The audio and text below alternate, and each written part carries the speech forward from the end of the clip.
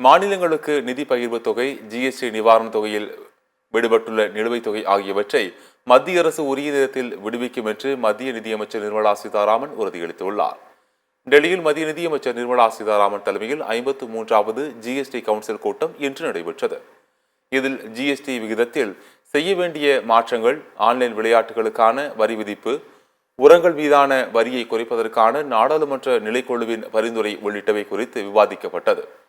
இதைத் தொடர்ந்து பால் கேன்கள், அட்டை பெட்டிகள், சோலார் குக்கர்கள் உள்ளிட்ட பொருட்களுக்கு ஜிஎஸ்டி வரி விதிப்பு விவரங்களை மத்திய நிதியமைச்சர் நிர்மலா சீதாராமன் வெளியிட்டார். எஃகு, அலுமினியம், இரும்பு உள்ளிட்ட அனைத்து வகையான பால் கேன்களுக்கு 12% ஒரே ஜிஎஸ்டி விதிக்கப்பட்டுள்ளது. ரயில் நிலைய பயணிகள் ஓய்வறை, பொருட்கள் வைப்பதற்கு ஜிஎஸ்டியில் இருந்து விலக்கு அளிக்கப்பட்டுள்ளது. மாநிலங்களுக்கு முதலீடுகளுக்கான சிறப்பு உதவி திட்டத்தின் கீழ் மத்திய அரசால் மாநிலங்களுக்கு 50 ஆண்டுகளுக்கு வட்டியில்லா கடன் வழங்கப்படுவதை மாநிலங்கள் பயன்படுத்திக் கொள்ளவும் நிர்மலா சீதாராமன் அறிவுறுத்தியுள்ளார்.